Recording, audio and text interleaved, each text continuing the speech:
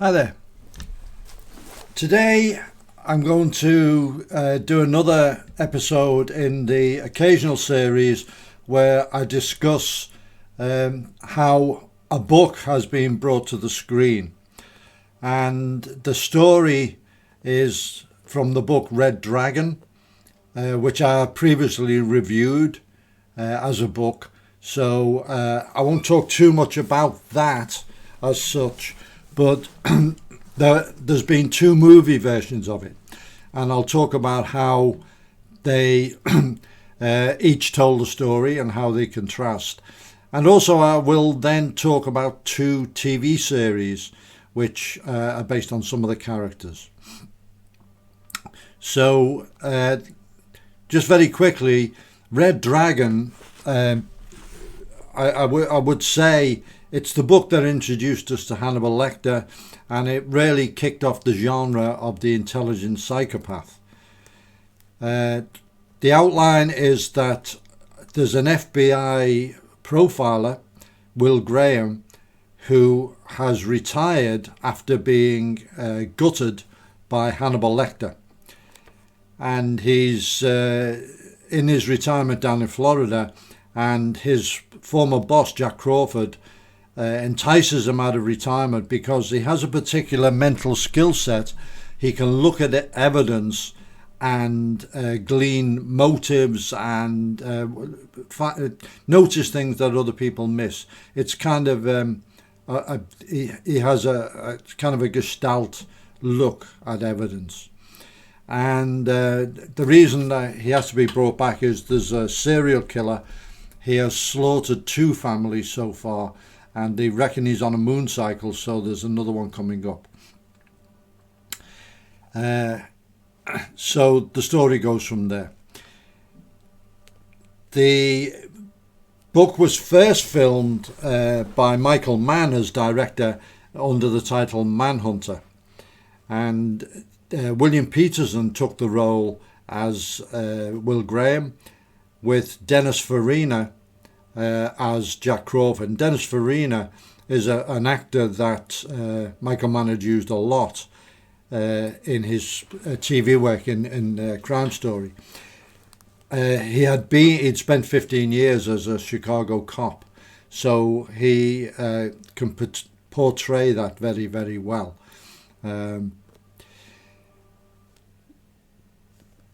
The movie follows the book.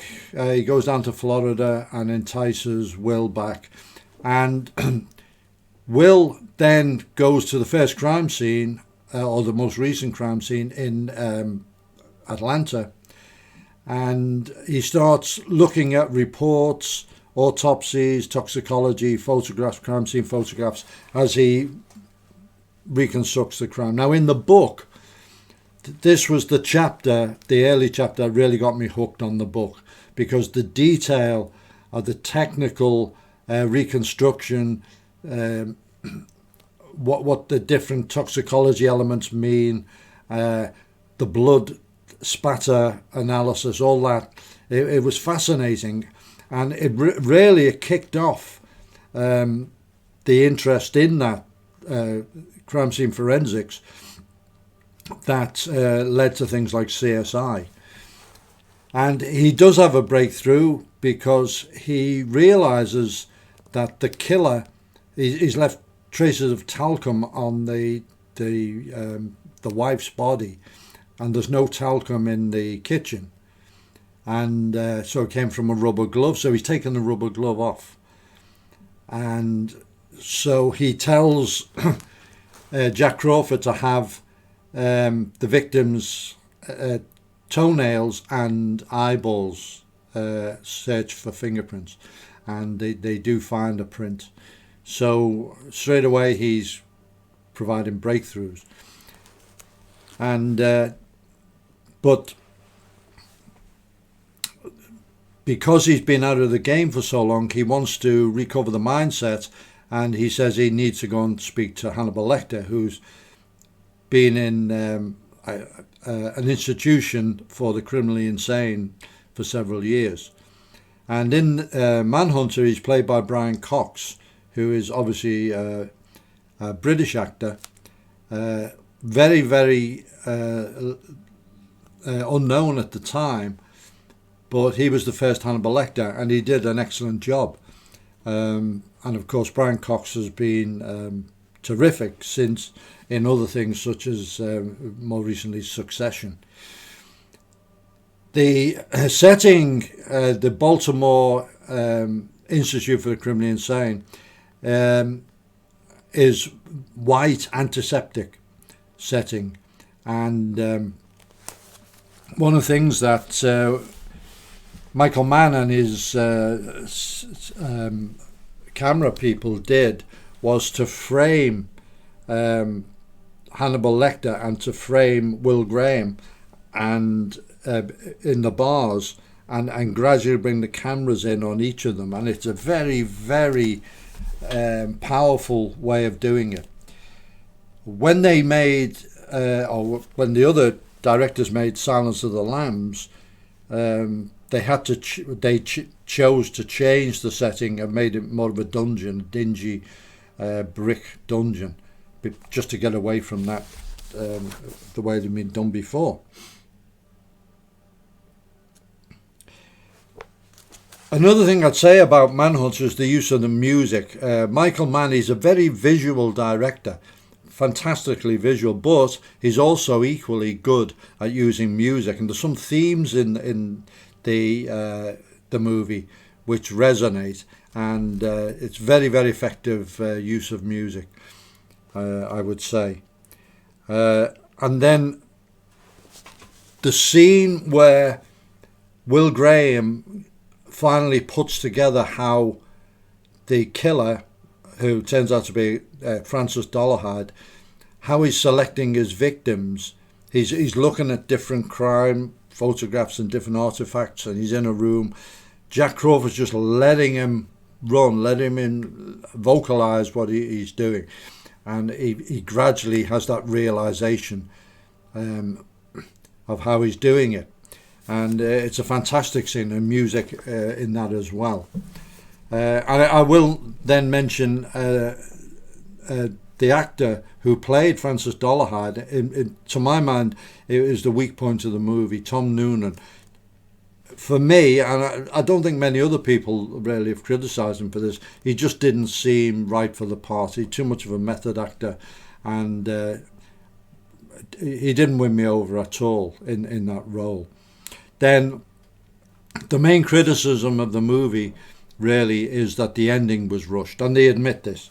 If you watch the director's cut, they more or less ran out of money, so they just had to sort of rush an ending together. And I think various members of the crew had to leave because of union rules. They weren't being paid, and it was all done on a shoestring, which was a pity, because it's become something of a cult film. A lot of people still watch it and still like it to this day. Then Silence of the Lambs was made, Oscar winning, and then Hannibal was made. But they then went back to the original book, Red Dragon, and decided to make it again. Same producers, the De Laurentiis company, wanted to make another version. Really, it was to give everyone another bite of the Hannibal Lecter cherry, because it wasn't likely at the time that Thomas Harris, the author, was going to write any more books. He did eventually, but he spent something like 11 years between books, so it was too long to wait. So they just remade Red Dragon. Brett Ratner was the director. Not a good choice of director. He was more known for his comedy work. Ed Norton as Will Graham, excellent. Harvey Keitel as Jack Crawford, okay. And Ray Fiennes as Dolarhyde, great casting. Much more my image from the book of what Dolarhyde would be. Much more menacing, but not in a an obvious way, just a layer of inner menace to him. So Anthony Hopkins plays Lecter, and they've added lots of scenes that weren't in the book, really, just to give more screen time to this character that really has captured a lot of screen imagination. And Anthony Hopkins, obviously excellent, and the film is better for that. And what he does, he does, and it's from the book really, he does provide some clues, but in an elliptical way, which Ed Norton knows his way of working, and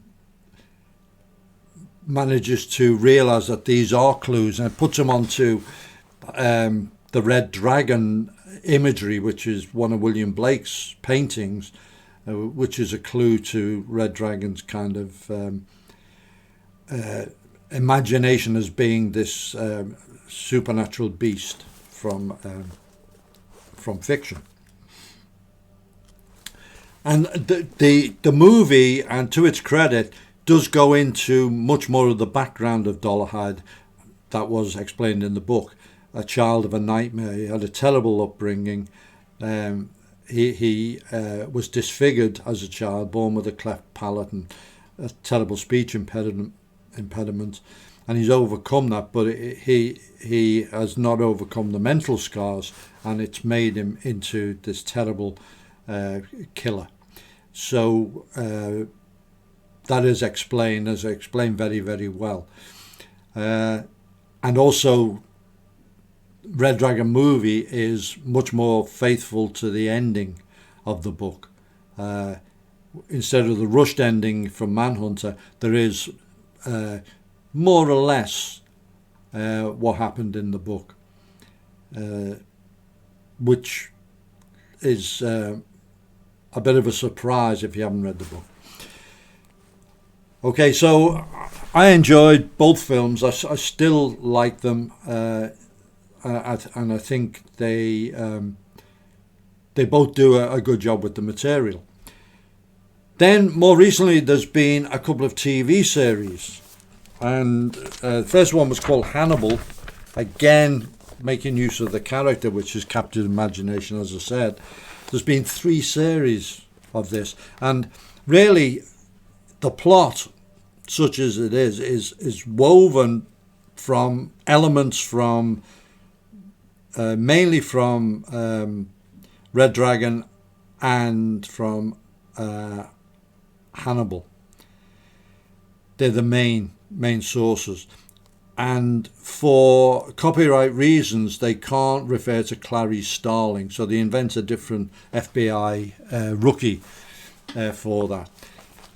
Hannibal this takes place before he's being caught and incarcerated, and he's a prolific serial killer known as the Chesapeake Ripper, and he's a very well respected psychiatrist, and he's played by the Danish actor Mads Mikkelsen, who really good actor. I actually saw him in a Danish series about a police unit, a homicide unit, and it was that was good. He was very effective in that, and of course he was in Casino Royale, etc. And he's very good as Hannibal Lecter. And then Hugh Darcy plays Will Graham, and Lawrence Fishburne plays Jack Crawford. They're the kind of main cast. And the twist is that they're using Hannibal Lecter as a consultant on some of these crimes. He's also being used to ensure the mental health of Will Graham, which is disastrous because he's then able to get into his subconscious using hypnotic and narcoleptic drugs to influence him. There are some very, very graphic and explicit crime scenes in it. Serial killers who kill in the most absolutely fantastic ways. There's one victim who's intertwined in a tree. He's got bits of tree growing through him. Another, his head has been hollowed out for a nest of bees to live. And also there's quite a lot of imagery of people's imaginations. Will Graham keeps seeing the stag all the time. As I went over 3 series, it was gripping, and I watched it, and it certainly was dramatic, and it doesn't really follow the books as such as just riff off them in a way. Then the most recent is a series. They've only done 1 series. I don't think there's going to be a second, called Clarice. And this is the story of Clarice Starling after Silence of the Lambs. What happens to her. And she's kind of fallen out of favour in the FBI a little bit. You know, sort of tall poppy syndrome, I guess. And again, for copyright reasons, they can't refer to Hannibal Lecter in this one. Each of those drama series had a different licensing agreement. So one thing I do like about it, Michael Kudlitz is in it, and he is one of my favourite actors. He was in a LAPD series called Southland. He was absolutely excellent in it. So there you have it. A lot of TV or movie use of the book Red Dragon, and I hope you enjoy this discussion about it.